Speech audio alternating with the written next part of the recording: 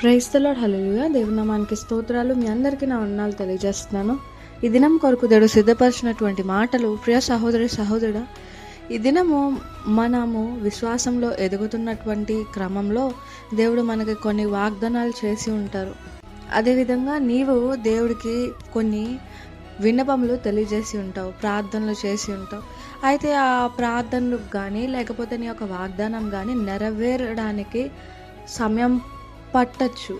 లేకపోతే నీ యొక్క ప్రార్థనలో దానికి సమాధానం రావడానికి కూడా సమయం పడుతున్నటువంటి సమయంలో నీవు ఓపికతో నీవు ఏదైనా ప్రశ్న దేవుడిని అడిగినప్పుడు కానీ దేని గురించైనా కానీ ఆయన దగ్గర కనిపెట్టుకొని ప్రార్థన చేసినప్పుడు సమాధానం పొందుకునేదాకా నీవు ఆయన దగ్గర ఓపికతో వేచి ఉంటున్నావా అని చెప్పి దేవుడి దినం నీతో మాట్లాడుతున్నారు. ఈ దినం అయితే మనము దేవుడి పట్ల వాగ్దానాలు ఎన్నో పొంది ఉంటాం, కానీ పొందుకున్నటువంటి నీవు నేను వాటిని పొందుకునేదాకా ఓపికతో వేచి ఉండేటువంటి వ్యక్తులుగా మనము. ఇక్కడ రోమపత్రిక 5వ అధ్యాయము 3 మనం చూసుకున్నట్లయితే, అంతేకాదు శ్రమ ఓర్పును, పరీక్ష నిరీక్షను కలుగజేయనని ఎరిగి శ్రమలే అందరూ అతిశయపడుతుము. ఇప్పుడు నీవు ఒక ప్రార్థన చేశావు, ఒక కోరిక కోరావు దేవుడిని, లేకపోతే ఏదైనా కానీ దేవుడు నీకు వాగ్దానం చేసి ఉన్నాడు. వాగ్దానం చేసి ఉన్నప్పుడు ఆయన నీ యొక్క ప్రార్థనలు విన్నటువంటి దేవుడు ఆయన నువ్వు అడిగిన దానికంటే ఆయన నీకు మంచిది ఇచ్చేటువంటి దేవుడు.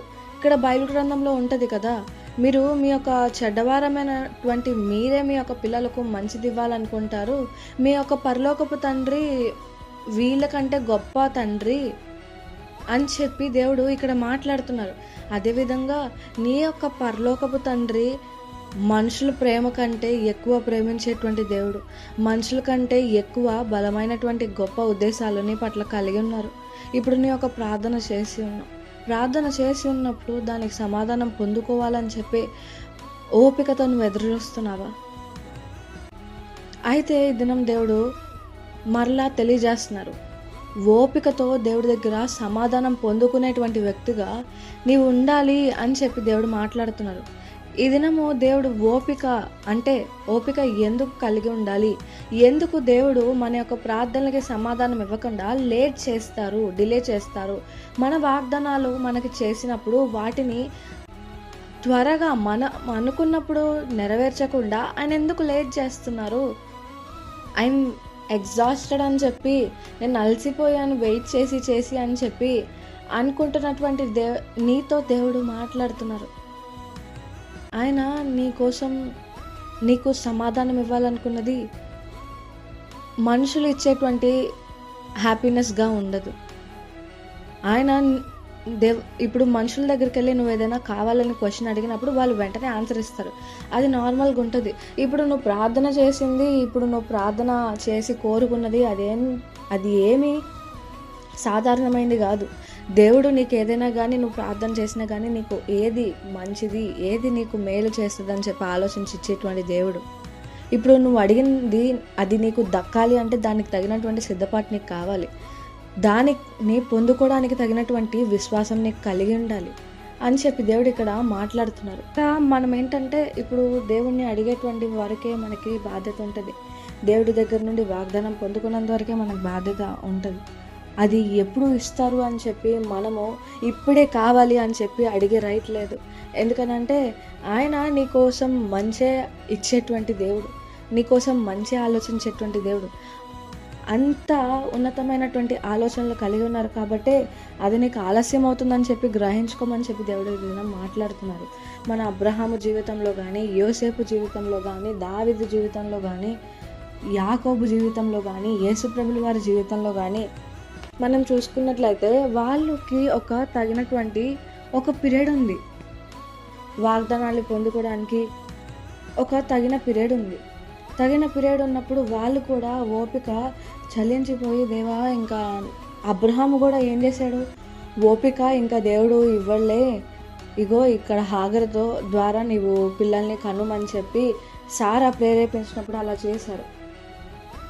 ఇక్కడ దేవుడు ఒకటే నేర్పించాలనుకుంటున్నారు అబ్రహాముకు కూడా, ఇక్కడ వాళ్ళు ఏం చేశారు, తొందరపాటుతో హాగర్ ద్వారా ఇష్మాయిల్కి అన్నారు. కానీ దేవుడు మాట్లాడుతున్నారు, నేను ఇవ్వాలనుకున్నటువంటి ఫ్రూట్ ఇది కాదు, ఇష్మాయిలు నీ సంతతి కాదు అని చెప్పి దేవుడు మాట్లాడినప్పుడు అబ్రహాము వెయిట్ చేస్తున్నటువంటి క్రమంలో ఒకానొక దినము తను ఇస్సాకుని పొందుకున్నాడు, దేవుడిచ్చేటువంటి సంతతిని. ఇక్కడ ఆ పీరియడ్ ఉంది కదా, ఆ పీరియడ్లో దేవుడు తనకి ఓర్పుని నేర్పించాడు. పేషెన్స్తో దేవుడు పట్ల ఎట్లాగా నమ్మకమైనటువంటి విశ్వాసం కలిగి ఉండాలని చెప్పి దేవుడు ఈ దినము నీతో మాట్లాడుతున్నారు. నీవు కూడా వాగ్దానాలు పొందుకోవడానికి నువ్వు వేచి ఉంటున్నావు కదా, నీ యొక్క ప్రార్థనలకు ఆన్సర్ రావట్లేదేంటి అని చెప్పి వేచి ఉన్నటువంటి నీతో దేవుడు మాట్లాడుతున్నారు. అబ్రహాముకి నేను పీరియడ్ అనేది ఇచ్చింది వాగ్దానం నెరవేరడానికి, దానికి తగినటువంటి విశ్వాసంలో తను ఎదగడానికి. విశ్వాసం ద్వారానే ఏదైనా కార్యం మనము పొందుకోగలము.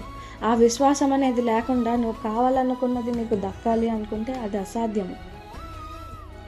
ఇక్కడ దేవుడు మాట్లాడుతున్నారు వాక్యం ద్వారా ఏంటంటే, చూసి నమ్మిన వారి కంటే చూడక నమ్మిన వారి యొక్క విశ్వాసమే గొప్పది అని చెప్పి దేవుడు మాట్లాడుతున్నారు. నీకు ఆ వాగ్దానం పొందుకోవట్లేదని చెప్పి ఆలోచన ఉంది, కానీ దానికి తగినటువంటి విశ్వాసం నీకుందా అని చెప్పి ఎప్పుడైనా ఆలోచించావా? దేవుడు ఈ దినము నీవు ఓపిక నాకు నశించిపోతుంది, నా వల్ల కావట్లేదు ఇంకా అని చెప్పి అనుకున్నటువంటి నీతో దేవుడు మాట్లాడుతున్నారు. నీవు ఎప్పుడైతే దేవుడి దగ్గర కనిపెట్టి ప్రార్థన చేస్తావో ఓపికతో, అప్పుడు దేవుడు సమాధానం ఇవ్వాలని చూస్తారు. ఇప్పుడు ఆయన మీద నీకు ఎంత ప్రేమ ఉందని చెప్పి ఎట్లా తెలుస్తుంది? అలాగే నీవు ఎంత జెన్యూన్ రిలేషన్షిప్ గాడ్తో కలిగి ఉన్నావని చెప్పి ఎలా తెలుస్తుంది? ఇప్పుడు మనము లోకానుసారంగా మనం చూసుకున్నట్లయితే ఒక ప్రియురాల కోసం ఎట్లాగా వెయిట్ చేస్తాడు? ప్రియురాలు లేట్ చేసినా కానీ వస్తుంది అని చెప్పి ప్రియురాలు ఎంత లేట్ చేసినా కానీ ఆ ప్రియుడు ఏం చేస్తాడు? గంట అయిందా ఓకే, 2 గంటలైందా ఓకే, అర్థం చేసుకుంటాడు, వెయిట్ చేస్తాడు. వస్తుంది అని చెప్పి ప్రియురాలు వస్తుంది ఖచ్చితంగా నేను చూస్తానని చెప్పి నమ్మకంతో తను లేట్ అయినా కానీ ఆసక్తితో వెయిట్ చేస్తూ ఉంటాడు. అదేవిధంగా మనము దేవుడి దగ్గర కూడా అటువంటి ఆసక్తి ఎన్ని సంవత్సరాలైనా, ఎన్ని దినములైనా, ఎన్ని గంటలైనా దేవుడి దగ్గర నుండి సమాధానం రావడానికి అటువంటి ఆసక్తి మనం కనపరిచేటువంటి వ్యక్తులుగా మనం ఉండాలని చెప్పి దేవుడి దినం మాట్లాడుతున్నారు. ఇప్పుడు ప్రియురాలు మీద ఎంత ఆసక్తి కలిగి ప్రియురాలు వస్తుంది అని చెప్పి ప్రియుడు వెయిట్ చేస్తాడు, అదేవిధంగా నీవు ప్రియురాల్ని చూస్తావు అంటే నీ యొక్క వాగ్దానాన్ని పొందుకుంటావు ఖచ్చితంగా అని చెప్పి ఆసక్తి కలిగి నీవు మొదట ఉన్నటువంటి ఫీలింగ్ అంటే మొదట ఉన్నటువంటి విశ్వాసము అది లేట్ అయ్యే కొద్దీ విశ్వాసంలో తరిగిపోతున్నావేమో, అందుకోసమే దేవుడి దినం మాట్లాడుతున్నారు. నీకు ఈ వెయిటింగ్ పీరియడ్ అనేది ఇచ్చింది నీ యొక్క విశ్వాస జీవితంలో నిన్ను బలపరచడానికి, నీ యొక్క విశ్వాస పరిమితి నేను పెంచడానికే నేను ఈ యొక్క టైం పీరియడ్ని అలో చేశాను, ప్లీజ్ వెయిట్ ఆన్ మీ అని చెప్పి దేవుడు ఈ దినం నీతో మాట్లాడుతున్నారు. యోసేపు తన యొక్క కళ యొక్క నెరవేర్పు కొరకు 13 సంవత్సరాలు ఎదురు చూశాడే. నీ యొక్క లైఫ్లో నీ యొక్క ప్రార్థనకు జవాబు రావడానికి ఎంత సమయం ఉంది? ఎంత సమయం పడుతుంది? ఎంతకాలం అయింది ఇప్పుడు దాకా? నీ యొక్క వాగ్దానం పొందుకున్న తర్వాత నెరవేరకుండా ఎన్ని సంవత్సరాలు అయింది? నీవు మొదట ఉన్నటువంటి ఫెయిత్ ఈ యొక్క వెయిటింగ్ పీరియడ్లో కూడా అటువంటి ఫెయిత్, దానికి మించిన ఫెయిత్ నీవు కలిగి ఉన్నావా?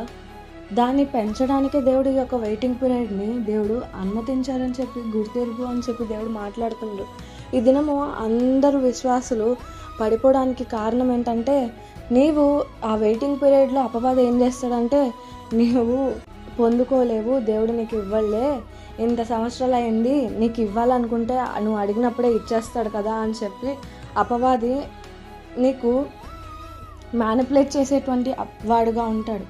కానీ దేవుడు నీతో మాట్లాడుతున్నాడు, అది లేట్ అవుతుందంటే it will be a great thing that you want to receive అని చెప్పి దేవుడు ఇదిని మాట్లాడుతున్నారు. నీవు పొందుకోవాల్సింది గొప్ప కార్యం కాబట్టి, గొప్ప వాగ్దానం కాబట్టి అది అంత ఆలస్యం అవుతుంది. ఆ గొప్పది దాన్ని పొందుకోవాలంటే దానికి తగినటువంటి విశ్వాసం కూడా నువ్వు కలిగి ఉండాలి కదా. నువ్వు ఎగ్జాస్ట్ అయిపోతున్నావు, but wait patiently on me అని చెప్పి దేవుడు మాట్లాడుతున్నారు ఈ దినము. ఎందుకనంటే ఎవరైతే ఆయన దగ్గర కనిపెట్టుకుని ఉంటారో దేవుడు వారికి సమాధానం ఇచ్చేటువంటి దేవుడుగా ఉంటారు. ఈ దినము నీవు పేషెన్స్ కలిగి లేవేమో. ఈ దినం అందరూ తన యొక్క వాగ్దానాలు పొందుకోకుండా మధ్యలోనే తొలగిపోవడానికి కారణం ఏంటంటే ఓపిక లేకపోవడం. ఓపిక లేకుండా ఎగ్జాస్ట్ అయిపోయి ఇంకా నా వల్ల కాదు నేనే చేసుకుంటానని చెప్పి తప్పిపోయేటువంటి వారుగా ఉంటున్నారు. అందుకని వారి యొక్క వాగ్దానాలు వారు పొందుకోలేకపోతున్నారు. ఈ దినం అయితే దేవుడు మాట్లాడుతున్నారు, నువ్వు ఎప్పుడైతే నా పక్షముగా నా సన్నిధిలో ఓపికతో ఎదురు చూస్తావో ఆయన నీలో జరిగించేటువంటి కార్యం జరిగిస్తాడు. దానికి తగినటువంటి దాన్ని పొందుకోవాల్సినటువంటి విశ్వాసంలో నిన్ను పరిమితిని పెంపొందించి దానికి తగినట్టుగా నీ యొక్క ఆత్మీయ జీవితాన్ని మలిచి ఆయన నీకు అది ఇవ్వాలనుకుంటున్నారు. ఏదైనా పర్మనెంట్, ఇప్పుడు ఒక ఇల్లు కట్టుకోవాలి. ఒక ఇల్లు కట్టుకోవాలంటే దానికి స్ట్రాంగ్ ఫౌండేషన్ పడాలి. స్ట్రాంగ్ ఫౌండేషన్ పడితేనే ఆ యొక్క ఇల్లు బలంగా ఉంటుంది. దేవుడు ఈ దినం వాక్యం ద్వారా కూడా మాట్లాడుతున్నాడు. ఎవరైతే బండ మీద ఇల్లు కట్టినో వాడు తుఫాను వచ్చినా కానీ కదల్చబడకుండా ఉంటాడు. కానీ ఇసుకలో ఎవరైతే ఇల్లు కడతాడో తుఫాను వచ్చినప్పుడు తొలగిపోయేటువంటి వ్యక్తిగా ఉంటాడు. అదేవిధంగా దేవుడు ఎందుకు ఈ వెయిటింగ్ పీరియడ్ని అలో చేశారంటే నువ్వు బండ మీద కట్టినటువంటి ఇల్లులాగా నీవు ఉండాలని చెప్పి దేవుడు కోరుకుంటున్నారు. అందుకోసమే నీ యొక్క పీరియడ్ని అలో చేశాడు. నువ్వు అది గుర్తెరుగు. నీవు ఎంతసేపు, ఎంతకాలం, ఎన్ని సంవత్సరాలు అని అనుకుంటున్నావు, కానీ ఈ ఇన్ని సంవత్సరాలు ఆయన కృప ద్వారా నువ్వు బ్రతికి ఉన్నావు. ఆయన వాగ్దానం చేసినటువంటి దేవుడు మాట తప్పేటువంటి దేవుడు కాదు. అబ్రహాం జీవితంలో ఎలాగా కార్యం చేశారో, దావీదు జీవితంలో ఎట్లా కార్యం చేశారో, యోసేపు జీవితంలో ఎట్లా కార్యం చేశారో దేవుడు నీ జీవితంలో కూడా కార్యం చేస్తానని మాట్లాడుతున్నారు. కానీ ఓపికతో ఎదురుచూడు ఆయన పక్షముగా. మొదటి దినంలో ఆయన పక్షముగా ఎట్టి రీతి ఆసక్తి నువ్వు కనపరిచావో అదే ఆసక్తి చివరి వరకు నువ్వు పొందుకునేదాకా నీవు ఓపిక తగ్గిపోయినా కానీ అదే ఆసక్తి దేవుడి పట్ల కనపరుస్తూ పేషెన్స్తో ఆయన సన్నిధిలో ఎదురు చూడమని చెప్పి దేవుడు మాట్లాడుతున్నారు. నిన్ను విశ్వాసంలో బలపరచడానికే, నిన్ను బండ మీద కట్టినటువంటి ఇల్లుగా మార్చడానికే ఈ యొక్క వెయిటింగ్ పీరియడ్. ఇది నువ్వు గ్రహించుకొని నీవు ఎగ్జాస్ట్ అయిపోక నీ యొక్క త్రోవ తప్పిపోకుండా దేవుడి సన్నిధిలో నిలిచి ఉంటావని చెప్పి అనుకుంటూ అటు కృప దేవుడు మీకు దయచేయును గాక. ఆమేన్.